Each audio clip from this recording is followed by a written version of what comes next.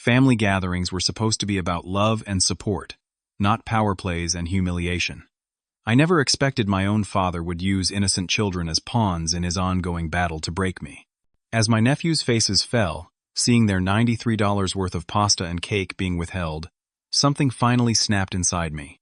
10 years of swallowing disrespect, of letting Dad dictate every family interaction while my sister Jessica watched from the sidelines. The waiter returned with our check, and for once I found my voice. The call came on a Tuesday afternoon while I was grading papers in my classroom. Teaching high school English wasn't glamorous, but I loved helping students find their voices through literature. When my phone lit up with my father's name, my stomach tightened. Thomas Walker rarely called, unless he wanted something. "Eliot," he said without greeting, his voice carrying that familiar commanding tone. "I'm having a retirement dinner this Saturday. Uptown Grill, 7 o'clock. Be there." Not a question. Never a question with my father. "That's great, Dad. Congratulations on retirement." I tried to sound enthusiastic despite the knot forming in my throat. At 34 years old, I still reverted to that eager-to-please son whenever he called. 40 years at the firm deserves a proper celebration, he continued. "I'm paying, of course." Of course. My father never missed an opportunity to remind everyone of his financial dominance. As a managing partner at one of the city's top accounting firms, he'd spent decades building his wealth and his ego in equal measure. "I'll be there," I promised, hoping maybe this milestone might soften him. Perhaps retirement would finally mellow the man who'd ruled our family with cold judgment and conditional love. Before I could ask any details, he added, "Your sister already invited herself and her whole crew. Just so you know." The slight edge in his voice told me exactly how he felt about Jessica bringing her husband Greg and their 2 boys, Tyler and Mason. My father had never approved of Jessica's choice to marry a physical therapist who, in Dad's words, works with his hands for a living. The fact that they were raising 2 wonderful boys meant little to a man who measured worth in tax brackets. "That'll be nice," I said. "It's been a while since I've seen the boys." He grunted. "Anyway, don't be late." The line went dead before I could respond. Classic Thomas Walker communication style. On Thursday, my sister called. "Hey, Eliot, has Dad mentioned anything about changing restaurants?" Her voice carried that familiar, nervous energy whenever our father was involved. "No." "Why?" "He just texted that we're now going to Luciano's instead of Uptown Grill. It's that fancy Italian place downtown." I winced. "That's not exactly kid-friendly." "Tell me about it," Jessica sighed, "but you know how he is." When I suggested maybe we should stick with the original plan because of the boys, he said, and I quote, "If they can't behave in a nice restaurant, perhaps they shouldn't come." Jesus, Jess. The boys are 6 and 8. I know. Greg wanted to back out. But, her voice trailed off. "But Dad's paying," I finished her thought. "It's not just that. It's his retirement. We should be there." The unspoken truth hung between us. We were both still seeking approval from a man who doled it out like rare gemstones. "I'll help keep him in a good mood," I promised, taking on the familiar role of family peacekeeper. "Thanks, Eliot. You've always been better at handling him than I am." Saturday arrived, and I showed up at Luciano's 20 minutes early, hoping to have some one-on-one time with my father before everyone else arrived. The hostess led me to a private dining area in the back, where crystal chandeliers hung over white tablecloths and servers glided silently between tables. My father wasn't there yet. Punctuality, in his mind, was for people who needed to impress others. I ordered a sparkling water and waited, rehearsing congratulatory phrases in my head, determined to keep things positive. At 7:15, the door to the private dining room opened. My father walked in wearing an expertly tailored navy suit that probably cost more than my monthly salary. But he wasn't alone.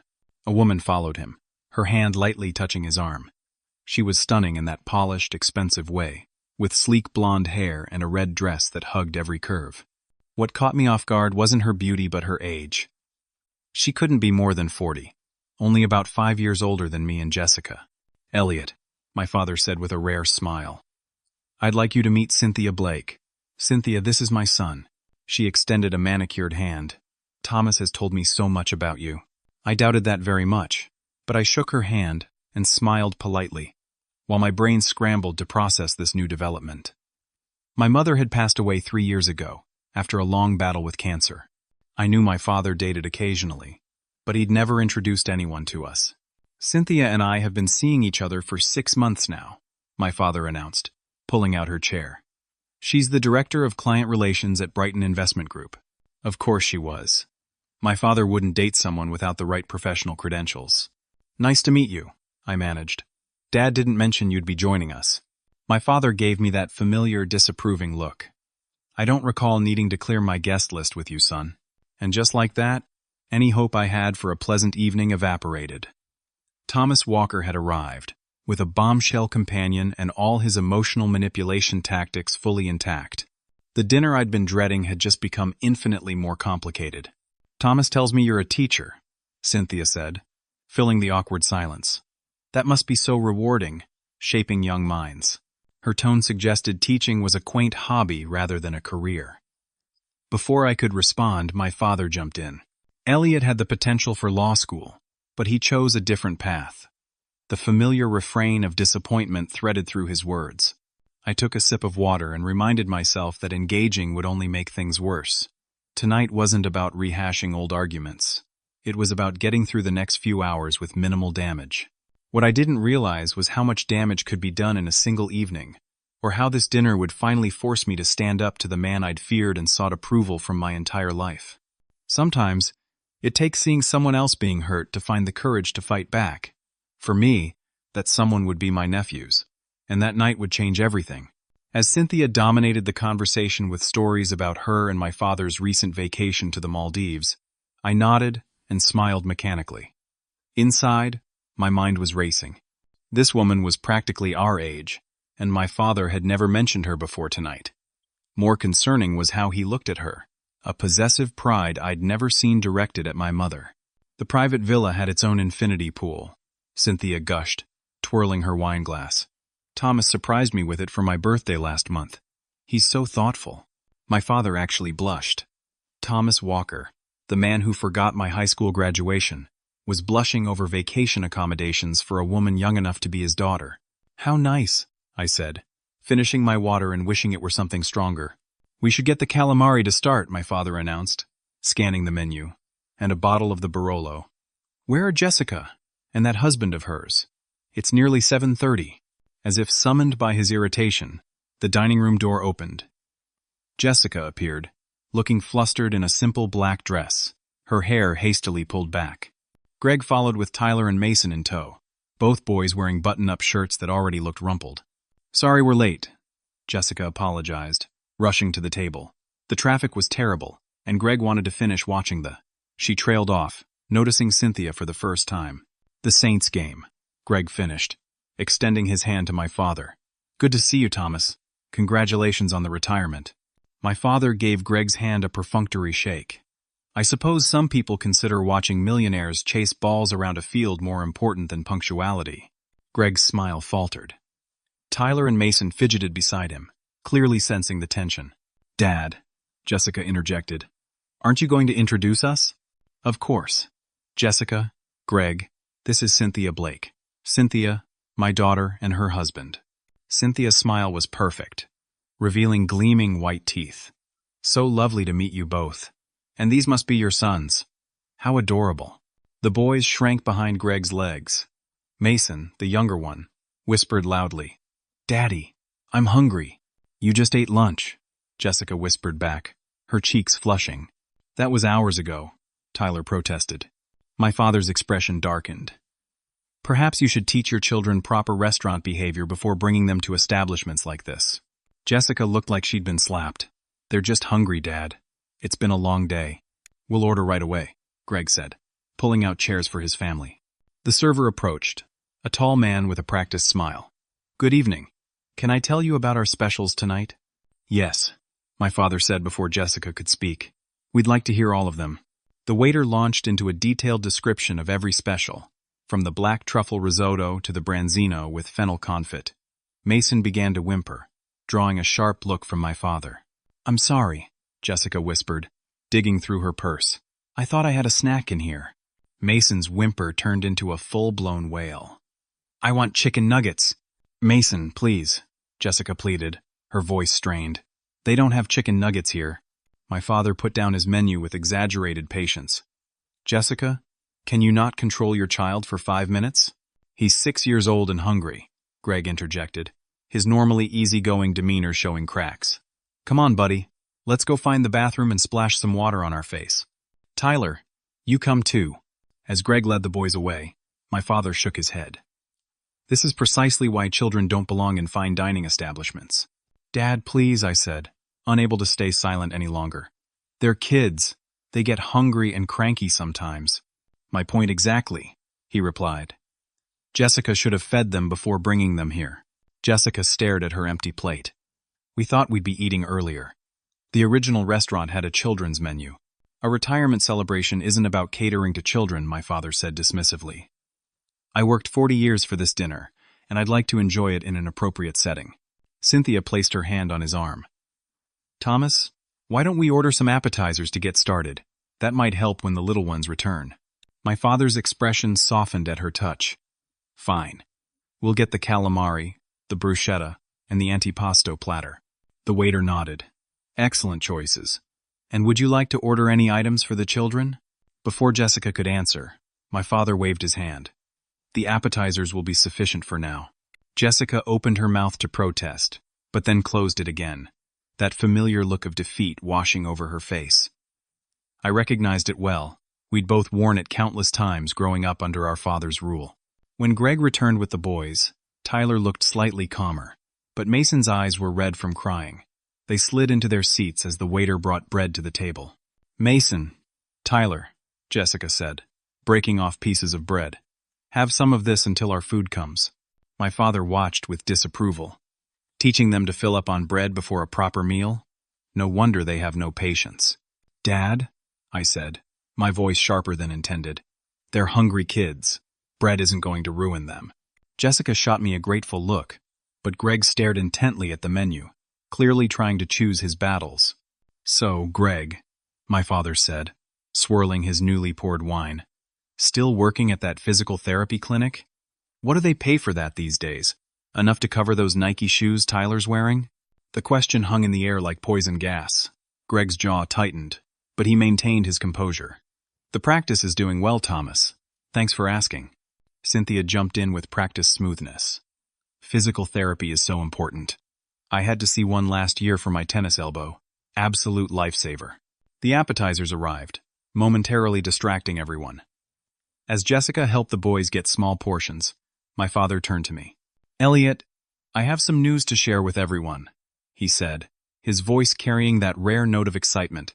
It's part of why I wanted us all together tonight. Jessica looked up, hope briefly flickering across her face. Perhaps she, like me, thought this dinner might actually include some genuine family connection. Cynthia and I have decided to sell the house and move to Naples. Florida? I asked, the bread in my mouth suddenly dry. Yes, Florida, my father confirmed. I've purchased a waterfront property in a private community there. We're closing next month. We? Jessica echoed, her fork suspended midair. Cynthia will be joining me, of course, my father said, taking her hand on the table. We're starting a new chapter together.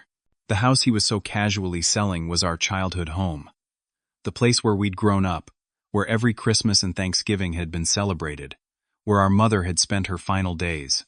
And he was selling it without even consulting us. But what about all the furniture? Mom's things? Jessica's voice wavered. We'll take what we want, and the rest will be sold, Cynthia answered smoothly. Thomas has promised me your mother's antique secretary desk. I've always wanted one like that for my home office. My grip tightened around my water glass. That desk had been our mother's prized possession, passed down through 3 generations of her family. Jessica and I had both expressed interest in keeping it after she died. Actually, Jessica began, Mom always said that desk would go to one of us when. That's ancient history, my father interrupted. Eleanor's been gone 3 years now. Life moves on. The casualness with which he dismissed our mother's wishes felt like a physical blow.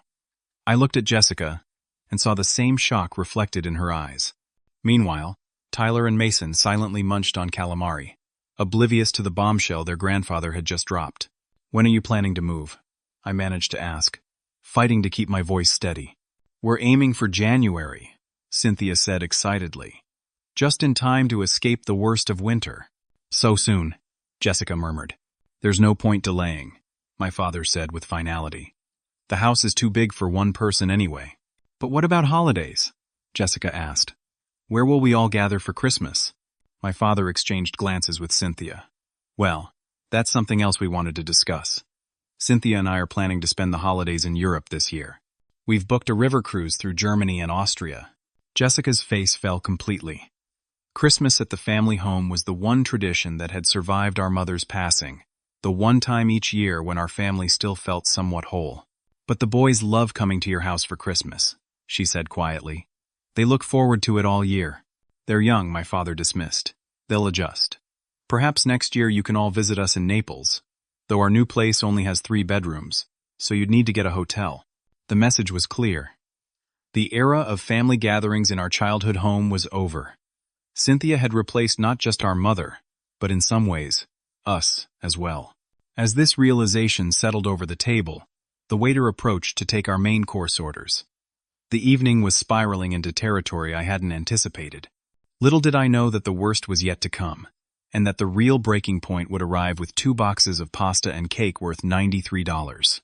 By the time our main courses were ready to be served, the tension at the table was thick enough to cut with the ornate steak knives Luciano's provided. Mason had fallen asleep against Greg's arm, while Tyler played a silent game on Jessica's phone, his young face a mask of boredom and hunger. The server approached with a tray laden with steaming dishes. For the gentleman, the ossobuco, he said, placing a fragrant plate before my father. The salmon for the lady, he continued, serving Cynthia. Each dish was artfully arranged, portions modest but exquisitely presented. Jessica perked up when the server returned with 2 covered boxes. And for the young gentleman, as requested, the pasta primavera and the chocolate lava cake. Tyler's eyes lit up at the mention of cake. Mason stirred, blinking awake at the commotion. Is that food? He asked, suddenly alert. Jessica smiled, the first genuine smile I'd seen from her all evening. Yes, honey. Look, I ordered your favorite pasta and chocolate cake for dessert. As the server placed the boxes before the boys, Mason reached eagerly for the containers. Tyler, more reserved but clearly hungry, carefully began to unwrap his portion. Your kids can eat when they get home, my father said abruptly, his voice slicing through the moment of anticipation. He reached across the table, grabbed a stack of napkins and tossed them toward the boys. Here. These are for you. The boys froze, hands suspended mid-air, confusion clouding their faces. Dad! Jessica exclaimed. What are you doing? They're hungry. They're also fidgeting, making noise, and disrupting a nice dinner, my father replied coolly. This is a 5-star restaurant, not a Chuck E. Cheese. Mason's lower lip began to tremble. Tyler, older and more aware of the social dynamics at play, slowly withdrew his hands from the food box, his shoulders slumping in defeat. Greg gave a nervous chuckle, clearly trying to defuse the situation. Next time, feed them first. Lesson learned. My father nodded approvingly at Greg's apparent acquiescence. Exactly. Children should learn proper timing and behavior. I stared at the scene unfolding before me, a familiar sickness settling in my stomach. This wasn't about restaurant etiquette. This was about control, about my father exerting his power over everyone at the table, even the youngest and most vulnerable. Got it, I said quietly, the words tasting bitter in my mouth. Jessica looked desperately between her sons and our father.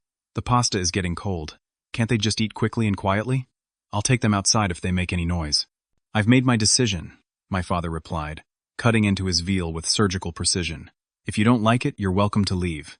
Cynthia sipped her wine, watching the drama with barely disguised amusement. Thomas is right, dear. Children need structure.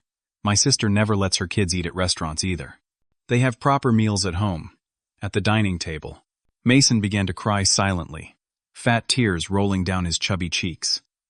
Tyler put his arm around his younger brother, whispering something in his ear. The sight hit me like a physical blow. How much was the children's meal? I asked Jessica.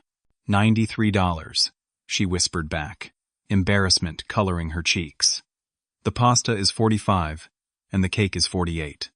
I didn't realize it would be so expensive. And Dad's not going to let them eat $93 worth of food, I clarified, loud enough for everyone to hear. It's not about the money, my father snapped, though we all knew it partially was.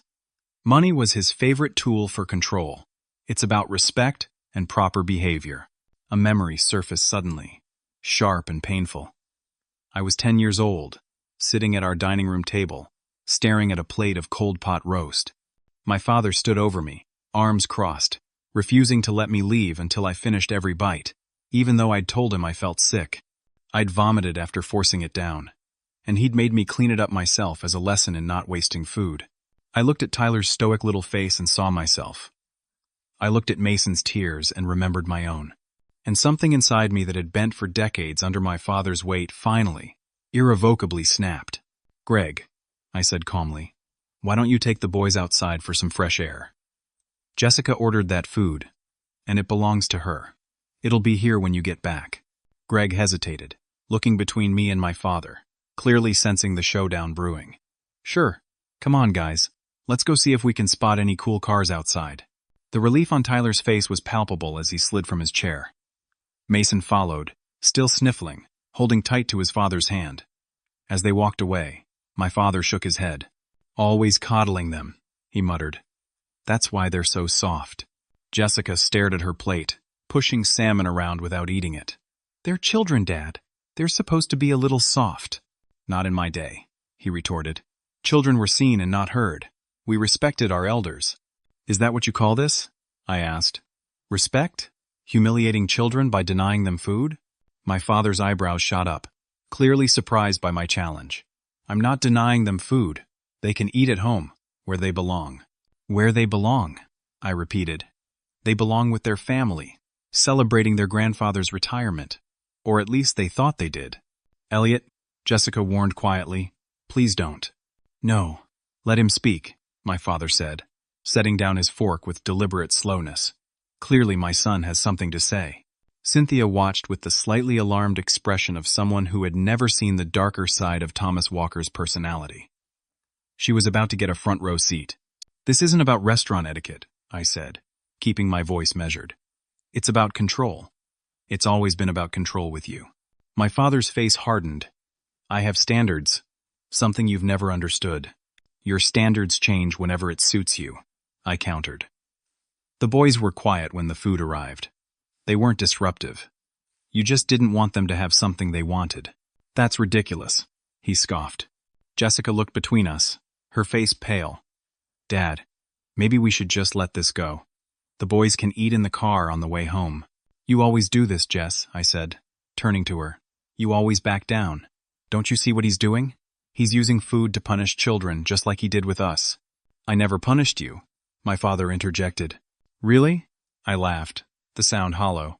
"What about the time you made me sit at the table until midnight because I wouldn't eat lima beans? Or when you sent Jessica to bed without dinner because she got a B on her math test?" Jessica flinched at the memory. "That was different times, Eliot. Parenting was different then." "No," I shook my head. "That wasn't parenting.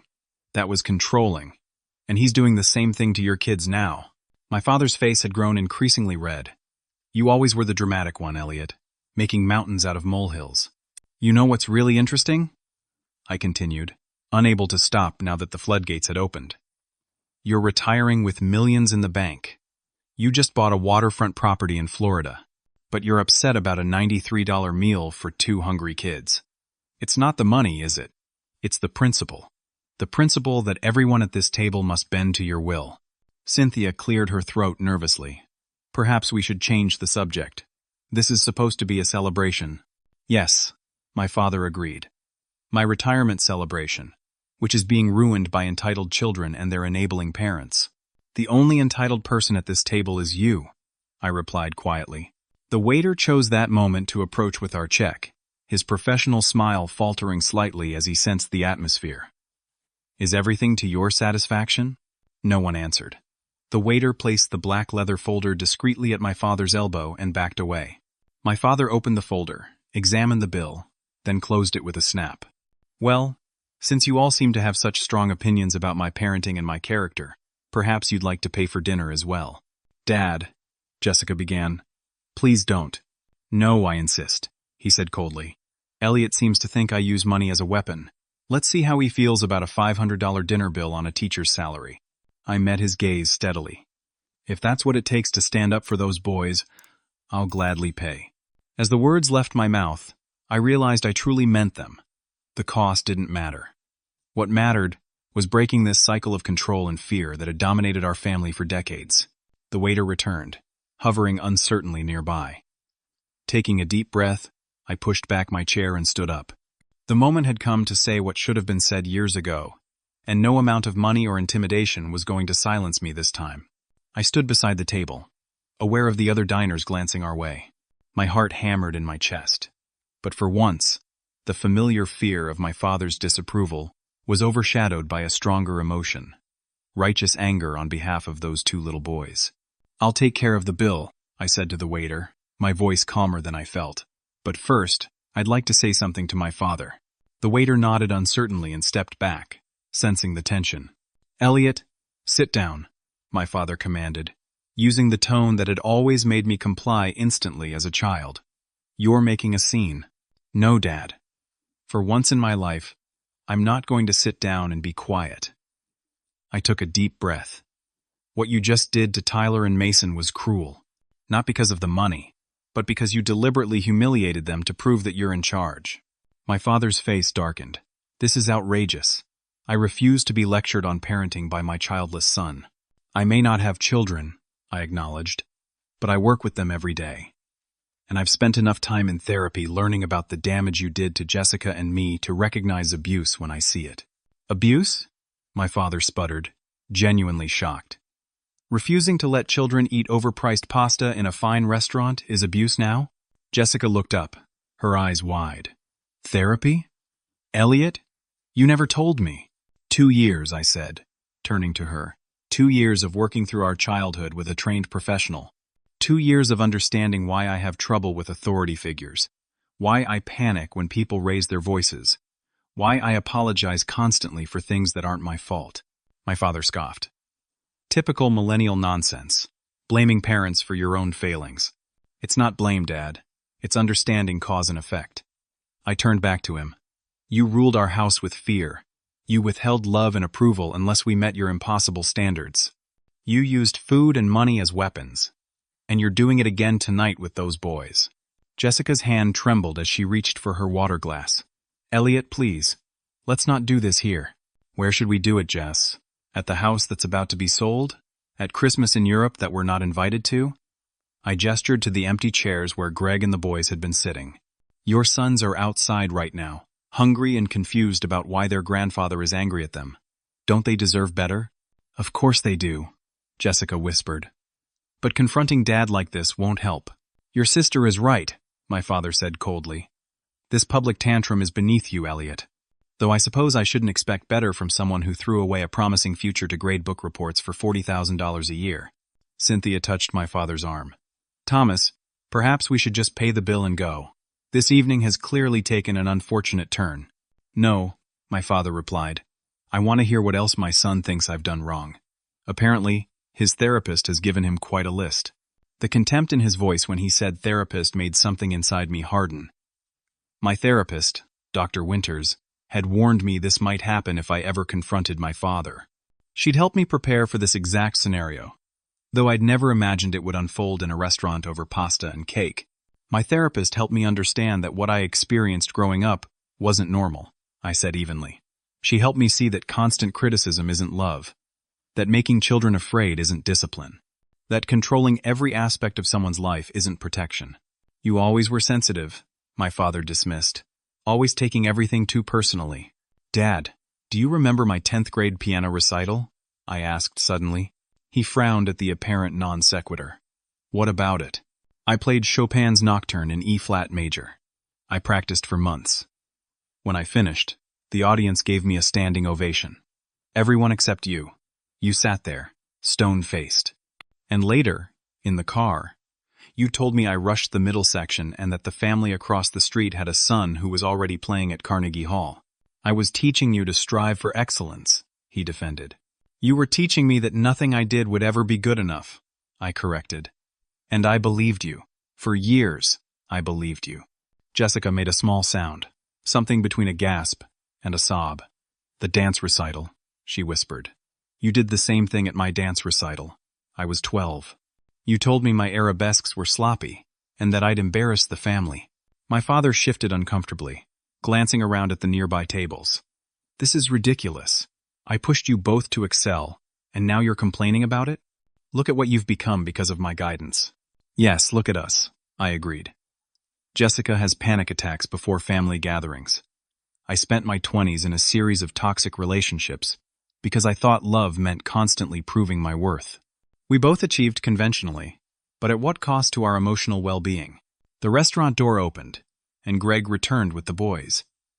Tyler immediately sensed the tension and hung back, but Mason ran to his mother. "Mommy, can we go home now?" he asked, his voice small. Jessica gathered him into her arms. "Soon, sweetheart." Greg looked between me standing and my father's thunderous expression. "Everything okay here?" "Your brother-in-law is treating us to an impromptu therapy session," my father replied acidly. "Apparently I've ruined everyone's lives by having standards and expectations." Greg's eyebrows shot up, but he said nothing, guiding Tyler back to the table. "I don't think you ruined our lives, Dad," I said, softening my tone slightly. "But I do think you hurt us in ways you don't understand. And I'm watching you do the same thing to Tyler and Mason." "This is absurd," my father declared, reaching for the check. "I'm not going to sit here and be accused of abuse for expecting children to behave appropriately." "Let them eat their dinner, Dad," I said quietly. "It's a simple thing. Jessica paid for it. They're hungry. Just let them have the pasta and cake their mother bought for them." "Or what?" my father challenged. "What will you do if I don't comply with your demands, Eliot? Walk out? Cut me off? I'm curious what leverage you think you have here." The naked power play was so typical of him that I almost laughed. Everything was negotiation to Thomas Walker. Everything was about winning. "It's not about leverage," I replied. "It's about doing the right thing for once. Not because you have to, but because you should want to. Those are your grandsons." Something flickered across my father's face. Something that might have been doubt or even shame, but it disappeared quickly, replaced by his usual stony resolve. "Fine," he said with exaggerated patience. "The children can eat their $93 meal. I hope it's worth the drama you've created." Jessica immediately pulled the pasta container toward Mason, opening it with shaking hands. "Here you go, sweetie. Careful, it might be cold now."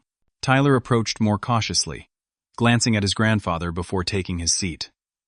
The fact that an 8-year-old boy had to assess whether it was safe to eat food his mother had ordered for him spoke volumes. "Aren't you going to thank your Uncle Eliot?" my father said to the boys, his voice dripping with sarcasm. "Apparently he's your great protector now."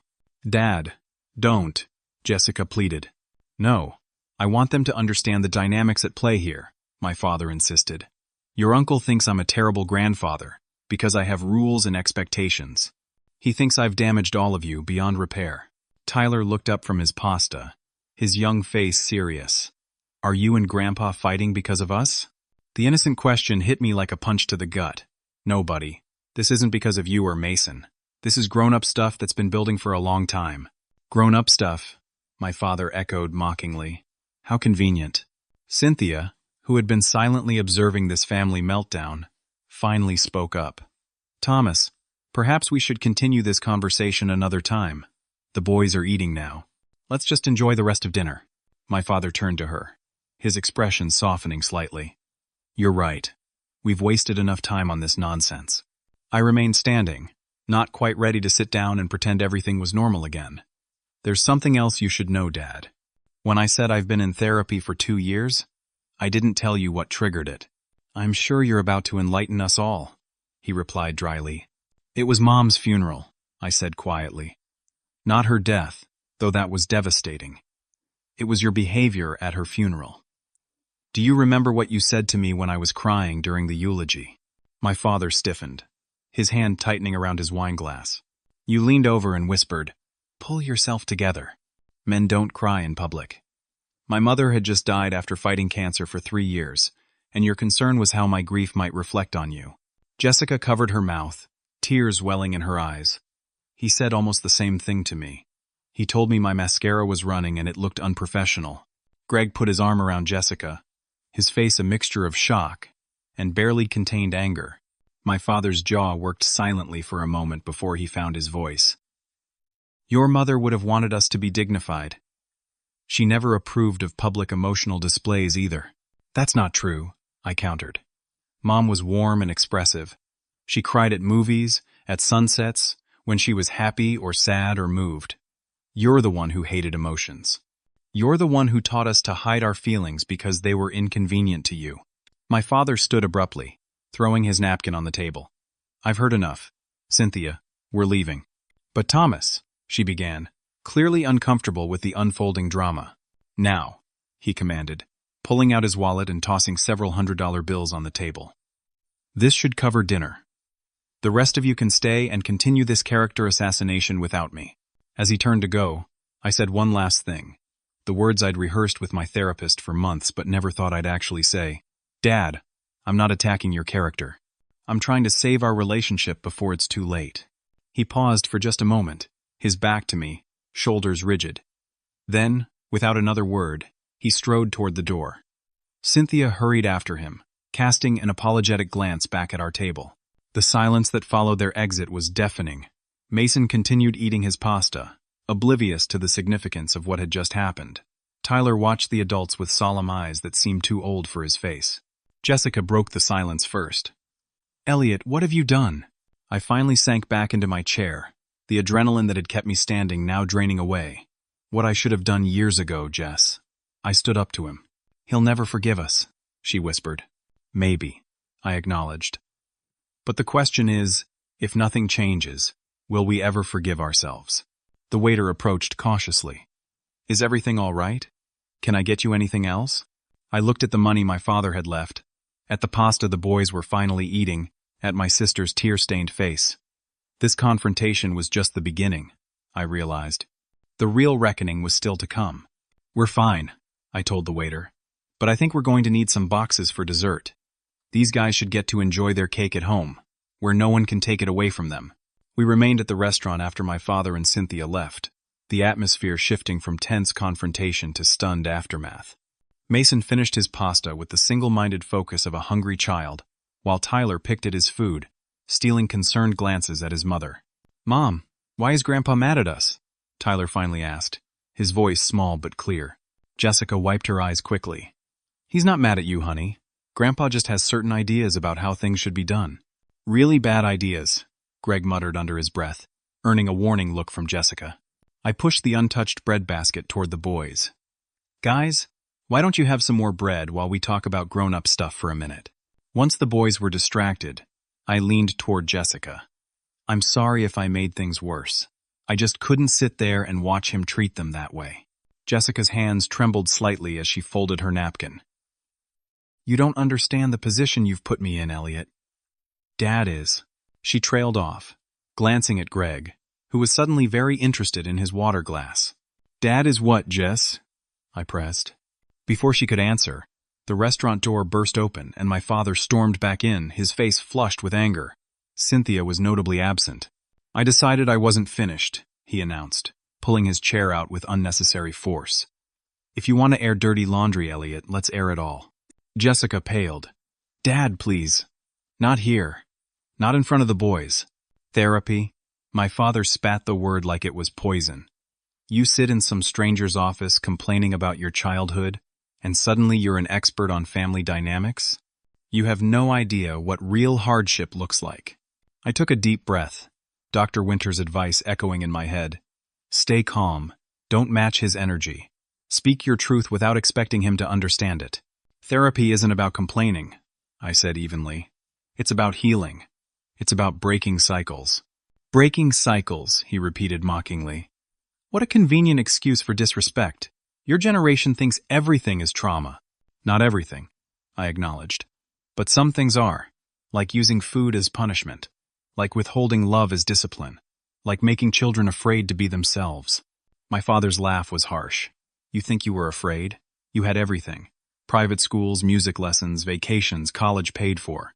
You never wanted for anything. Except your approval, I replied quietly.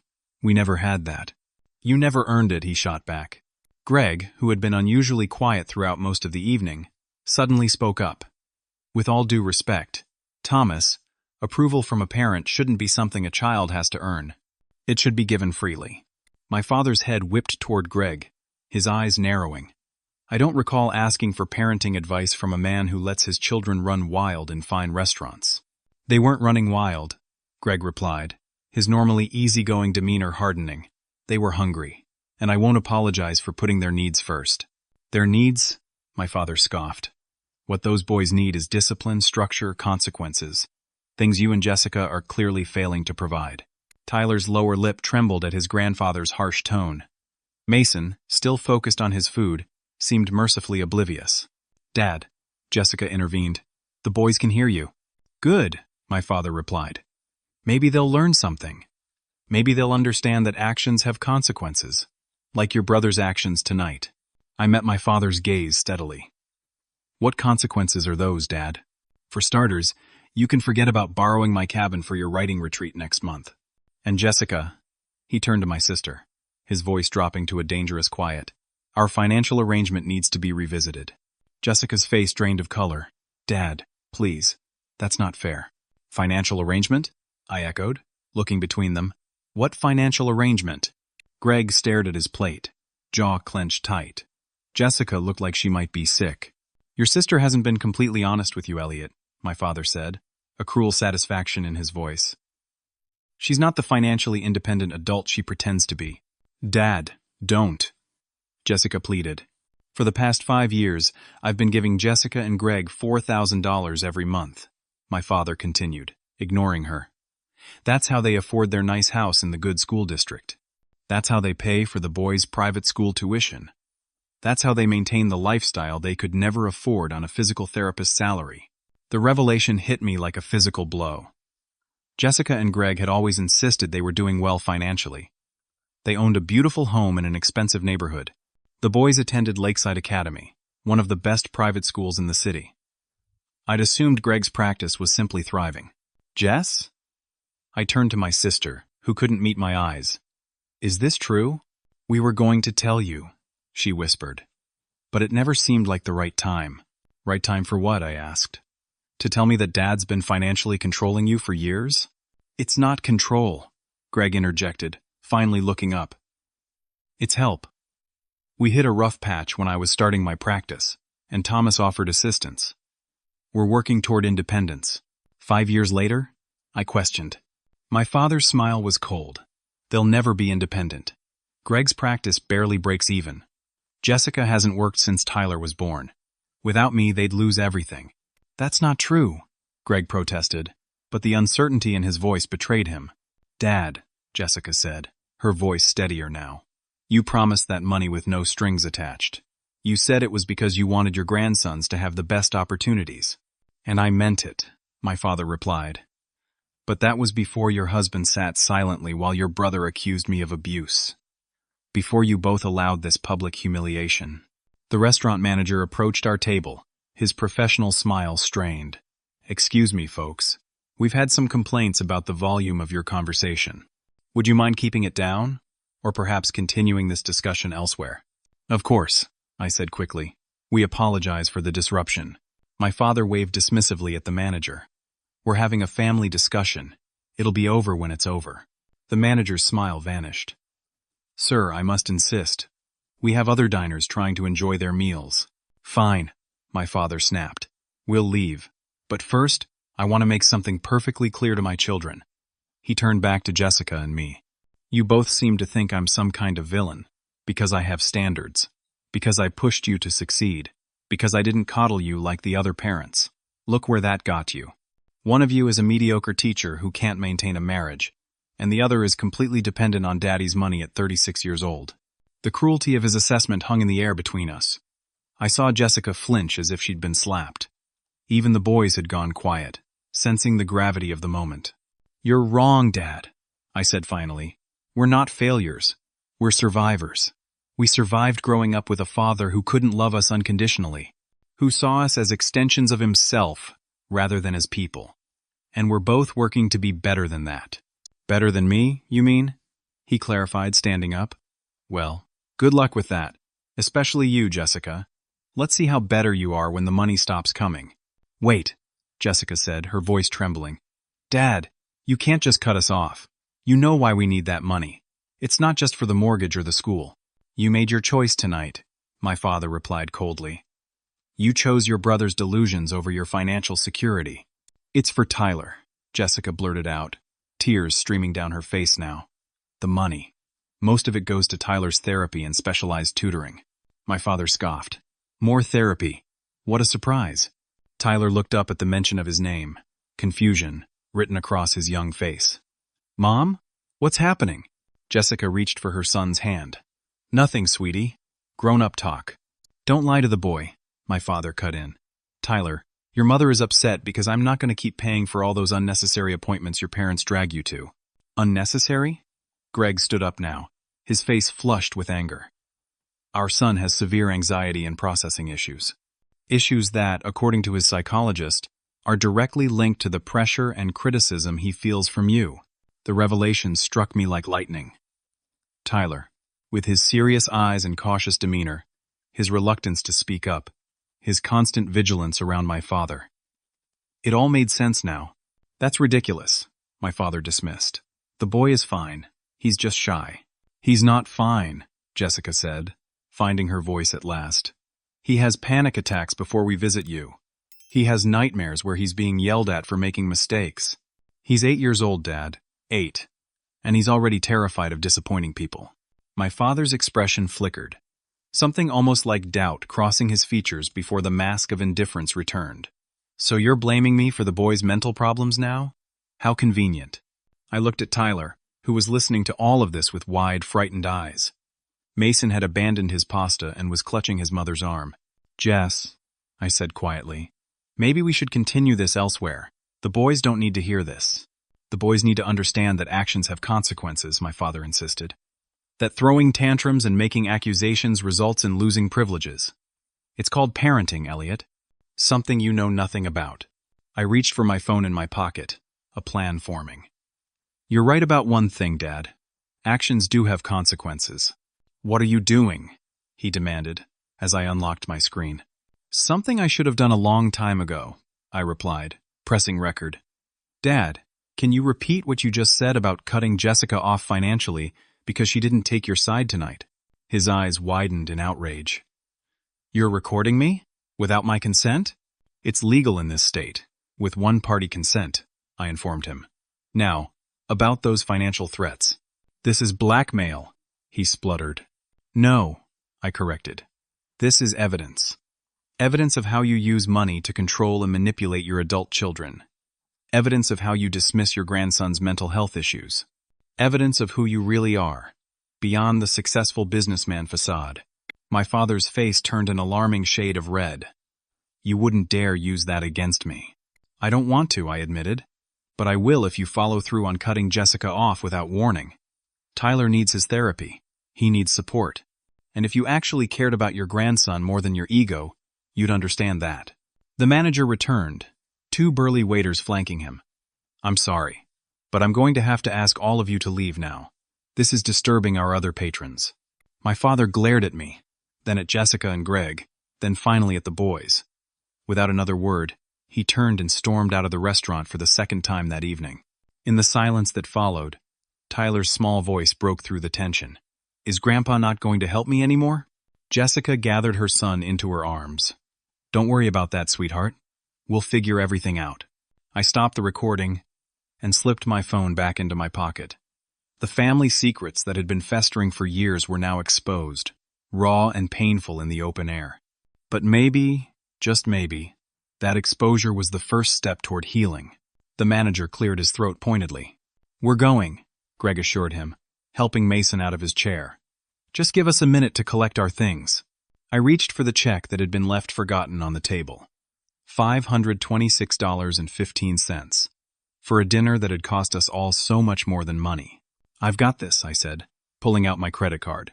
Consider it an investment in our family's future. Jessica looked at me with red-rimmed eyes.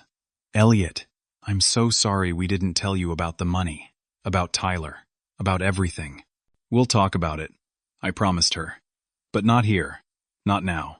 As we gathered our coats and the boys' leftover food, I knew we were at a breaking point. The family we had known was shattering, but perhaps something stronger, something more honest could emerge from the pieces. The night air felt shockingly cool after the heated atmosphere of the restaurant. Jessica helped Mason into his jacket while Greg guided Tyler toward their car. I stood on the sidewalk, still processing everything that had happened. "Eliot," Jessica called, her voice wavering. "Can you come over tomorrow? We need to talk about all of this." "Of course," I agreed. "But are you going to be okay tonight? With the boys, I mean." Jessica glanced at Tyler, who was climbing silently into the back seat of their SUV. "We'll manage. They're exhausted. Hopefully, they'll fall asleep on the ride home." "Uncle Eliot?" Mason's little voice piped up from behind his mother. "Are you and Grandpa still friends?" The innocent question pierced my heart. "We're family, buddy. Sometimes family members disagree, but they still love each other." I wasn't sure if that was true anymore, but Mason didn't need to know that. "Thomas!" Cynthia's voice cut through the night. She was hurrying toward us from the parking lot, her high heels clicking on the pavement. "There you are. I've been looking everywhere." My father emerged from the shadows near his sleek black Mercedes, his face a mask of cold fury. "I told you to wait in the car." "You've been sitting out here for 20 minutes, she replied. I was worried. My father ignored her, focusing his attention on Jessica. "I want you to know that I meant what I said in there. The monthly deposits will stop. I'm done supporting in gratitude." Jessica flinched but stood her ground. "Dad, please. Tyler needs his therapy. His tutors. You know that. What Tyler needs is discipline, not coddling," my father insisted. "All this therapy nonsense is making him soft, dependent." Greg stepped forward, positioning himself between my father and his family. "Thomas, I understand you're angry, but using Tyler's health as a punishment is crossing a line." "Health?" my father scoffed. "There's nothing wrong with that boy that proper parenting wouldn't fix." Tyler had rolled down his window and was listening to every word, his young face tense and afraid. I moved to block his view, trying to shield him from witnessing more of this toxic exchange. "Hey, buddy," I said, leaning down to his window. "Why don't you roll this up and find some music to listen to?" Tyler shook his head. "Is Grandpa mad because of me? Because I'm not normal?" The question hit like a physical blow. "No, Tyler. You are perfectly normal. You're an amazing, smart, thoughtful kid. This is grown-up stuff that has nothing to do with you." "But I heard him say the money is for my doctors," Tyler persisted. "If I try harder to be good, maybe he won't be so mad." Before I could respond, my father approached the car. "That's exactly right, Tyler," he said, his tone softening in that manipulative way he reserved for when he wanted to appear reasonable. "If you just apply yourself more, stop being so sensitive about everything, your parents wouldn't need to waste money on all these specialists." Jessica pushed past me, her face flushed with maternal rage. "Don't you dare tell my son there's something wrong with him. Don't you dare make him feel responsible for your cruelty." "Cruelty?" My father's eyebrows shot up. "I've given you nearly $250,000 over the past 5 years. I've paid for private school, for summer camps, for that ridiculous house you can't afford, and I'm cruel? The money was never free." Jessica shot back. "It came with expectations, with judgment, with constant reminders of our dependence. You think you're generous, but you're just controlling." "Fine," my father said, pulling out his phone. "Let me show you what controlling really looks like." He tapped the screen a few times, then held it up triumphantly. "There. I've just canceled the automatic transfers to your account. Starting now, you're on your own." Greg stepped forward. His normally affable face hardened with anger. "Thomas, we can work out a transition plan. Give us a few months to figure out our finances." "You've had 5 years," my father replied coldly. "Your failure to prepare is not my emergency." I watched as Greg's self-control finally snapped. "This isn't about us. This is about an 8-year-old boy who needs support because his grandfather has been traumatizing him since he was a toddler." My father's face darkened. "How dare you speak to me that way, after everything I've done for your family?"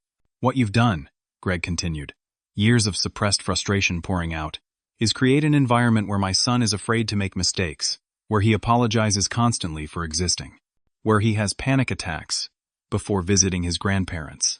Cynthia, who had been watching this unfold with increasing discomfort, touched my father's arm. "Thomas, perhaps this isn't the best time. Everyone's upset. Let's go home and discuss this when tempers have cooled." "No," my father shook her off. "I want to hear more about how I've supposedly traumatized my grandson. Please, Greg, enlighten me with your vast psychological expertise." The sarcasm in his voice was cutting, but Greg didn't back down. Tyler's therapist says his anxiety manifests in perfectionism. He's terrified of disappointing authority figures. He has nightmares about being yelled at, about being told he's not good enough. Greg's voice cracked slightly. Sound familiar, Thomas? It should. It's exactly how you treat everyone around you. My father scoffed, but I noticed something flicker across his face, a momentary crack in the armor, quickly sealed over. Children these days are diagnosed with something if they so much as breathe wrong, he dismissed. When I was growing up, we didn't have anxiety. We had responsibilities. You didn't have anxiety? I interjected. Or you weren't allowed to express it? There's a difference, Dad. Oh, here comes the therapist talk again, my father mocked. Next you'll tell me my father was emotionally unavailable, or whatever the buzzword is these days. Wasn't he, though? I pressed. You rarely talk about your childhood, but when you do, it's always about how strict Grandpa was, how nothing you did was ever good enough for him. My father's face tightened. My father taught me the value of hard work and excellence. Something I tried to instill in you both, clearly without success. Did he teach you the value of compassion? Jessica asked quietly. Of understanding? Of listening to your children when they tell you they're hurting? Weakness isn't hurt, my father snapped. It's just weakness. Tyler's face appeared at the car window again, tears streaming down his cheeks. I'm sorry, Grandpa, he called out. I'll try to be stronger. The sound of my nephew apologizing for his very nature, for needs he couldn't help having, was the final straw. I pulled out my phone again and held it up. I'm still recording, I said, my voice steady despite the rage building inside me. Every word, Dad. Every cruel, dismissive word you're saying to an 8-year-old boy who's done nothing wrong except need help. You wouldn't dare use that against me, my father hissed. I already told you I would, I replied. Not just to your friends and colleagues. Not just to your country club buddies who think you're such a great family man. I'll send it to Cynthia's family, too. Do they know what they're getting their daughter into? Cynthia's eyes widened. What are you talking about? Did he tell you about his parenting style, Cynthia? I asked, turning to her. About how he uses money to control people? About how he withholds love and approval unless you meet his impossible standards? About how he'll turn on you the moment you disagree with him? That's enough, Eliot, my father warned. No, it's not enough, I continued. Years of suppressed anger finally breaking free. It's never been enough with you. Nothing we do, nothing we achieve, nothing we become will ever be enough for Thomas Walker. And I'm done trying. If you send that recording to anyone, my father threatened, I'll cut you off completely. Both of you. No inheritance, no help, nothing. Jessica laughed bitterly. You're already cutting us off, Dad. What more can you take? The house, he replied immediately. I still own your house, Jessica. The title is in my name. I can evict you with 30 days' notice. The color drained from Jessica's face. You wouldn't. Try me, he challenged. Send that recording to anyone, and you'll find out exactly what I'm capable of. I looked at my father, really looked at him, and for the first time in my life, I saw him clearly. Not as the towering figure of my childhood, not as the successful businessman everyone admired, but as a small, bitter man who could only feel powerful by making others feel small. You know what, Dad? Keep the house. Keep the money. Keep everything, I said, putting my phone away. We don't need it.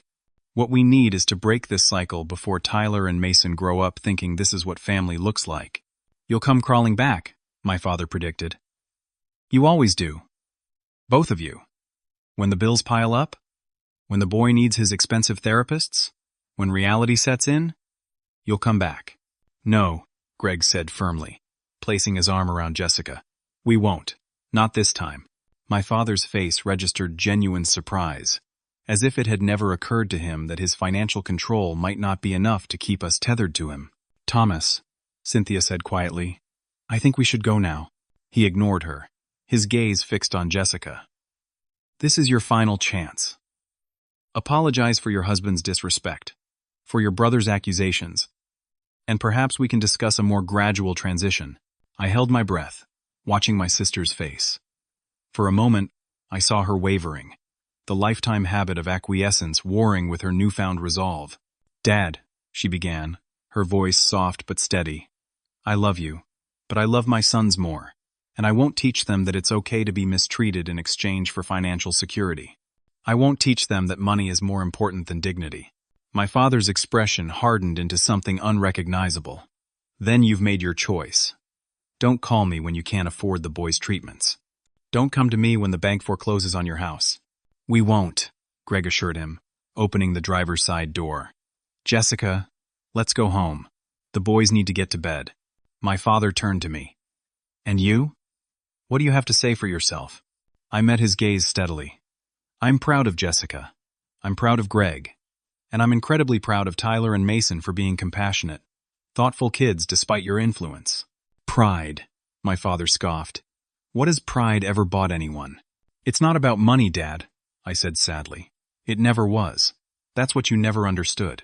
With that, I turned away from him and toward my sister's car. Jess, I'll follow you home. Make sure you get there safely. My father stood in the parking lot, watching as Greg started the engine. In the glow of the restaurant lights, he suddenly looked old, diminished somehow. Cynthia hovered nearby, uncertainty written across her face. As I walked to my own car, I heard my father call after me. This isn't over, Eliot. You can't just walk away from family. I turned back one last time. You're right, Dad. Family is forever. But relationships have to be earned, even family ones. When you're ready to earn ours back, we'll be waiting. I got into my car and followed Jessica and Greg out of the parking lot, watching in my rearview mirror as my father became a smaller and smaller figure, standing alone in the light of the restaurant. The Emperor finally revealed without his clothes. The breaking point had come, painful and necessary.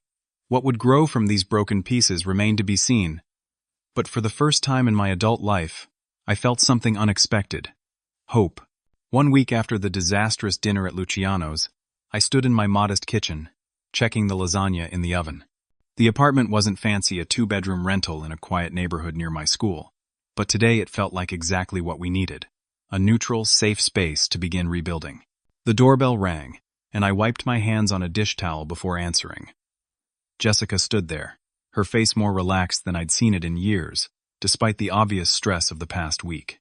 Greg followed with the boys, Tyler carrying a plate of cookies wrapped in foil. We made these yesterday, Tyler announced, presenting the plate with careful hands. Mom said we should bring something when we're invited to dinner. They look amazing, I said, accepting the offering with appropriate reverence. Thank you, Chef Tyler. And sous Chef Mason. Mason giggled. I just put in the chocolate chips. The most important job, I assured him, ruffling his hair. Come on in, everyone. Dinner's almost ready. They followed me into the living room, where I'd pushed my dining table against the window to make space for everyone. Nothing fancy, no crystal chandeliers or white tablecloths, but there were fresh flowers in the center and place settings for 7. 7? Jessica questioned, counting the plates. I invited a few friends, I explained. I hope that's okay. I thought it might be good to have some positive energy around us. As if on cue, the doorbell rang again. I opened it to reveal my colleague Alicia from the English department and her husband David. Behind them stood Mike, my oldest friend from college days. Perfect timing, I said, ushering them in. Everyone, this is my sister Jessica, her husband Greg, and my nephews Tyler and Mason. The introductions flowed easily, the atmosphere warming with simple human connection. Tyler, initially shy as always, found common ground with David over a shared interest in astronomy. Mason immediately showed Mike his new action figure, receiving appropriately enthusiastic responses. As I served the lasagna, nothing fancy, just our mother's old recipe, I caught Jessica watching the interactions with a look of wonder. This is nice, she said softly when I sat beside her. Normal. I thought we could all use a reminder of what healthy gathering looks like, I replied, passing her the salad. Once everyone was settled with food, Greg cleared his throat.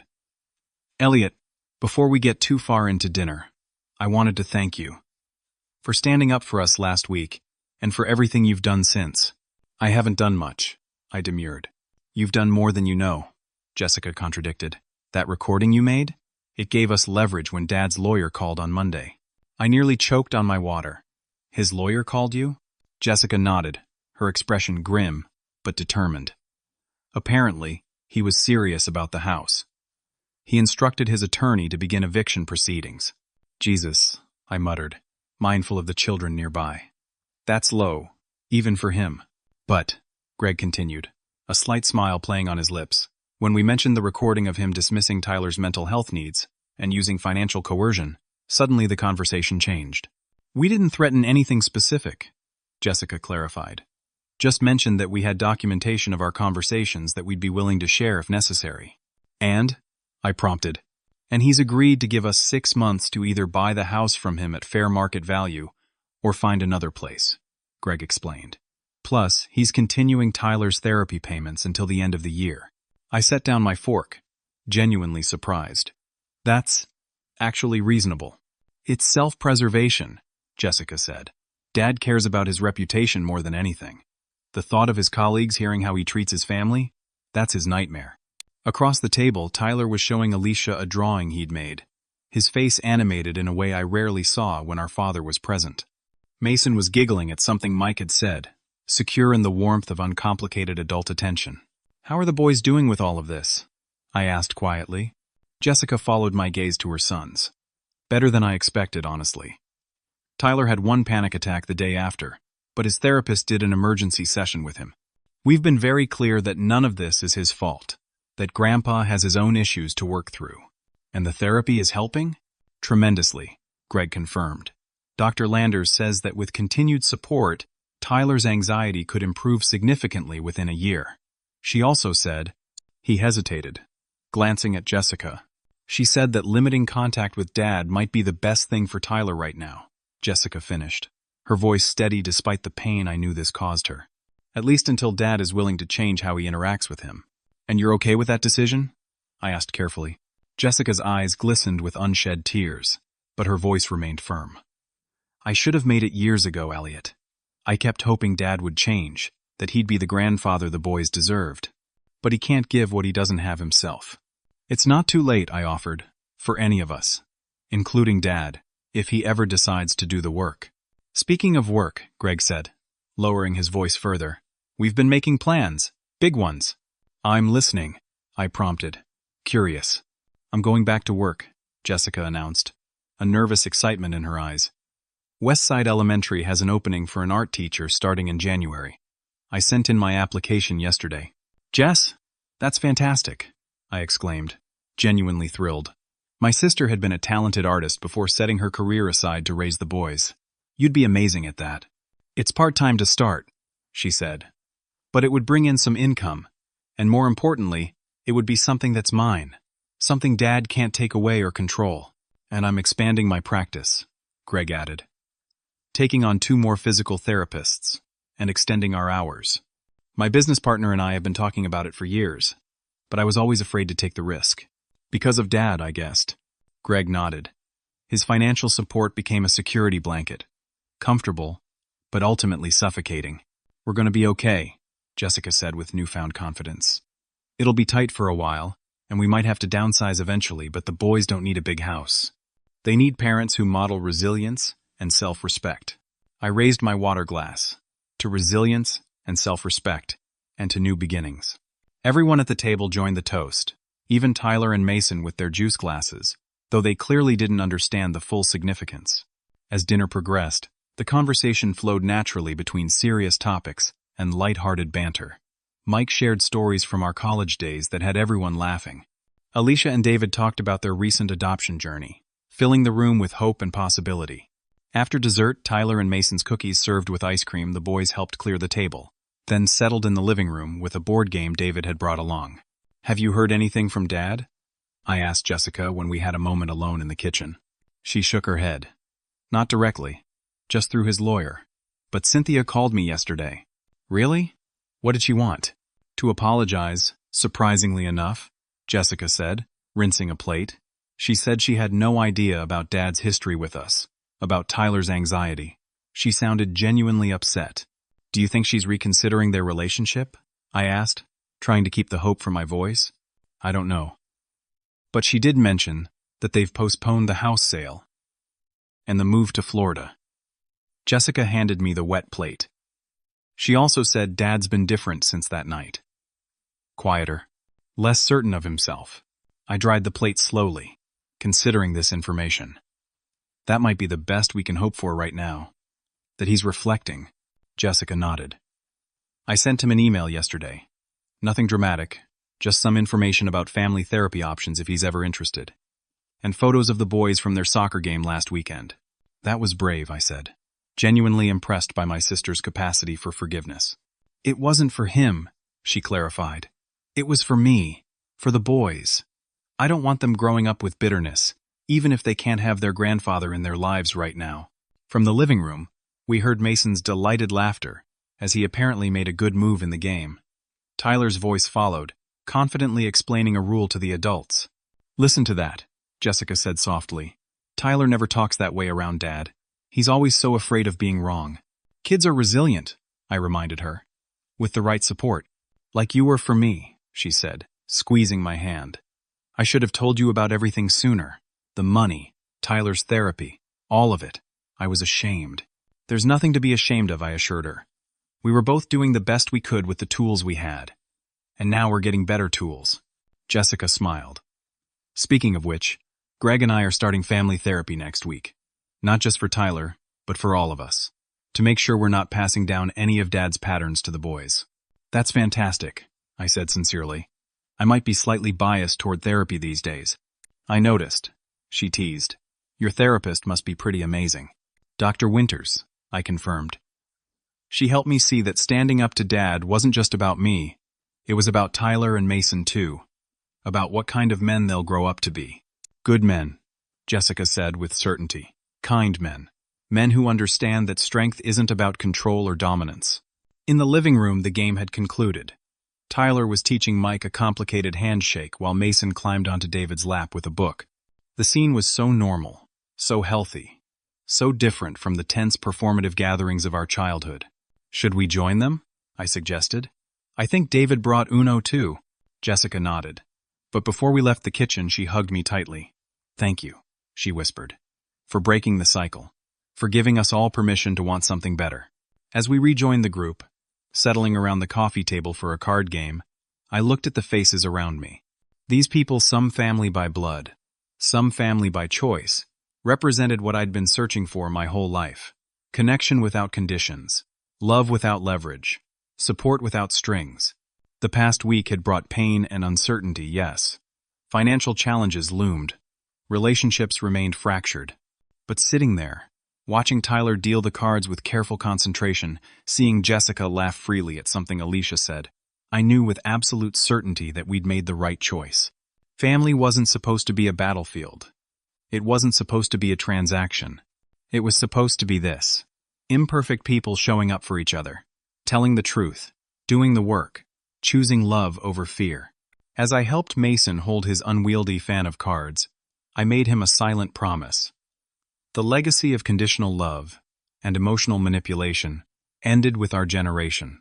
He and Tyler would grow up, knowing their worth wasn't measured by achievements or finances, but by the courage to be authentic, the strength to be vulnerable, and the wisdom to choose relationships that brought peace instead of pain. Uncle Eliot, Mason whispered loudly, do you have any red cards? Go fish, buddy, I replied with a wink, and his delighted giggle was worth more than all the financial security my father had ever offered. This was the real inheritance worth passing down, the capacity to break harmful patterns and build something beautiful from the pieces, something that looked an awful lot like freedom. Have you ever had to stand up to a family member who was using their power or resources to control others? I'd love to hear your stories in the comments below. Sometimes it takes enormous courage to break unhealthy family patterns, and your experiences might help someone else find their voice. If this story resonated with you, please like, subscribe, and share it with someone who might need to hear this message. Thank you for listening, and remember, true family is built on love and respect, not control and fear.